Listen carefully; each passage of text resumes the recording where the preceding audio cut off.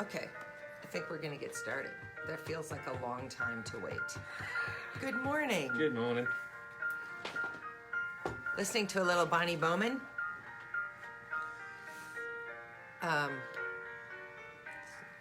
This is one of my favorite pieces. Most of this album is sort of collages of thematic music around things like angels, shepherds, wise men, Mary, that kind of thing. This is the Sacred Bells. And because Carol of the Bells is by far my favorite song, it's probably my favorite track. Well, that's not true, but I really like it. Can I preface, Dr. Mary? You know how I dislike prefacing. Do you? I do. Why didn't you start with that then? I'm probably going to look this bad through the next couple of weeks. You still look fantastic. That's very kind of you to say. I'm on vacation. I gave my day job team and me all of this week, all of next week, and Monday and Tuesday of the following week off because, quite frankly, we have earned it.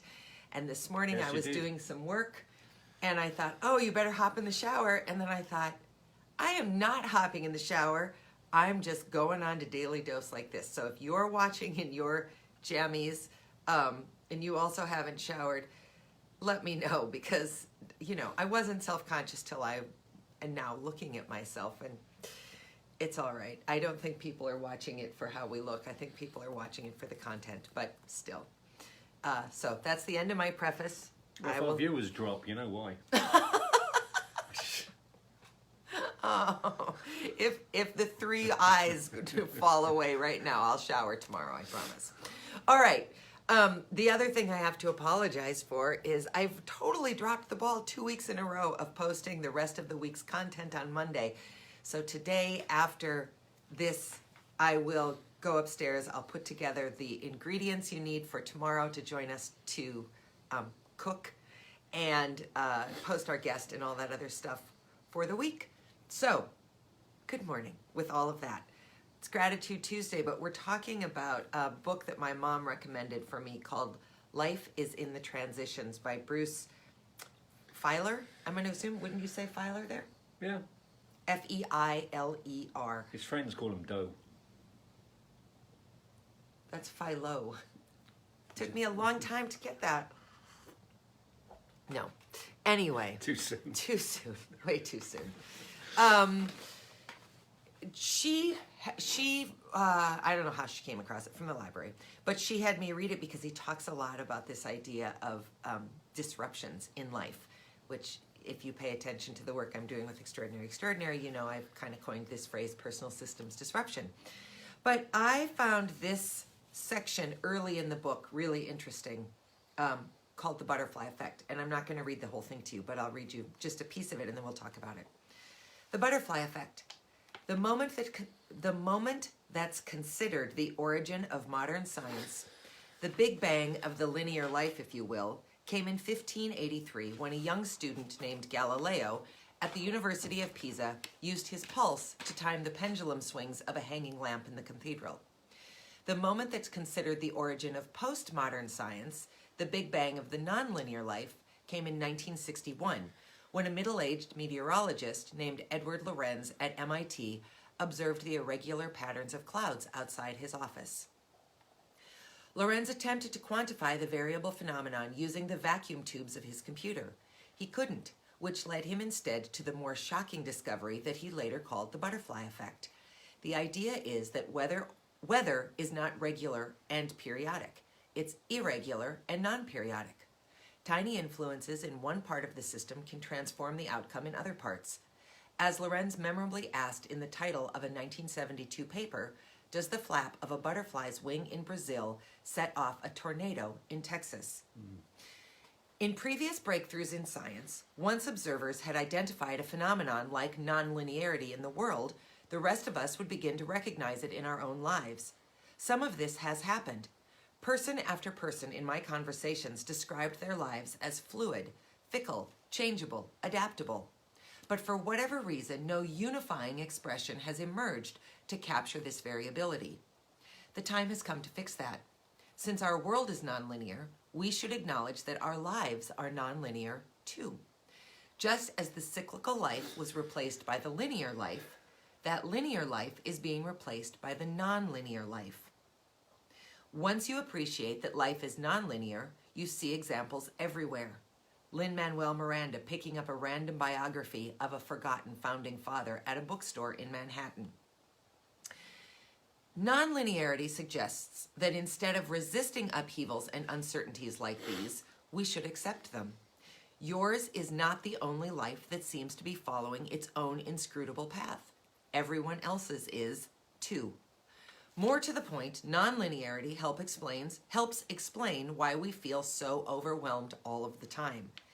Trained to expect that our lives will unfold in a predictable series of stately life chapters, like Shakespeare's 7 Stages of Man, we're confused when those chapters come faster and faster, frequently out of order, often one on top of the other. But the reality is, we're all the clouds floating over the horizon, the swirl of cream in the coffee, the jagged dash of lightning. And we're not aberrations of this because of this, we're just like everything else. Acknowledging this reality is both a rebuke to centuries of conventional thinking that imposed order on our life stories where there was none, and an invitation to see in the seeming randomness of our everyday lives patterns that are far more thrilling than we could ever imagine. The fundamental ingredient of those patterns, the base unit of the nonlinear life, is the everyday events that reshape our lives. I call these disruptions. The most startling revelation, they're far more prevalent than anyone expects. Okay, so first of all, how much science was that for me, Dr. Mary? Quite a bit. It was quite a bit of science. 1500 science, 1900 science, meteorology, whatever Galileo would fall into that, right? Bit earlier. I know, but I mean, he would be considered in the meteorological sciences, yeah? Yes. So, a lot of science for me. But... And heresy. And heresy, yes. Poor Galileo. But what's interesting to me about that, and why we're talking about it on Gratitude Tuesday, is because I think his point is correct. And he leads up to this section of the book by talking about the fact that we really have been conditioned to believe that you're born, you follow this very straight path to death. And that the path ascends, reaches its apex around middle age, and then descends. But we know that that's not true anymore because there are all kinds of examples of people doing extraordinary things way out of that order. Grandma Moses picking up a paintbrush in her 80s is the example I can come up with off the top of my head. But according to the way we have been conditioned to believe it, she should have started painting as a child, grown her practice, reached its zenith at 40, and then slowly started to remove herself from the public eye. But you can think, she's an example, you can think about people who are, fully abled and then have a terrible accident maybe in their 20s, which renders them completely disabled, who then go on to do remarkable things like mountain climbing or flying planes or, those extraordinary things. And you don't have to have massive disruptions. Yeah. They can be seemingly small out of the order you expected them to happen in that take you on a different path. And here's where I think it fits with Gratitude Tuesday. You can bemoan that you got knocked off course. Or you can recognize that getting knocked off course actually puts you on a different and equal or better than course than you were originally intending to go down. And you never could have gotten there. You never would have gotten there without that thing that bumped you out of your lane and started you on this new journey. So obviously, in our case, the great disruptor was Maz's nosebleed, which led to his hospital stay and rehab stay, which led to his sobriety. But let's go back. We can look at that and say, wow, we were going this way, and then suddenly we were going this way. But look at what I said was the actual great disruptor, a nosebleed. That's nothing. I mean, people get nosebleeds all the time. Yeah. Some people. I don't. I think I've had 3 in my life. One time my friend Janelle did a cartwheel and accidentally kicked me in the nose. And twice I've been so sick and blown my nose so much that I've ended up with nosebleeds. But some people get nosebleeds with pretty regular occurrence, and you don't think anything of them. So I think it is the often small things that could be insignificant that you can look back on with significance. I mean, that was your 10,000th nosebleed. Yeah. You had nosebleeds all the time. That I did. Even before, I think, your body really started to try to save you by just expelling the poison that was in you, right? I mean, you had nosebleeds the whole time I knew you. Yeah. Did you have them growing up? On and off, yeah. I bet not like here because it's so much drier here than it is in England.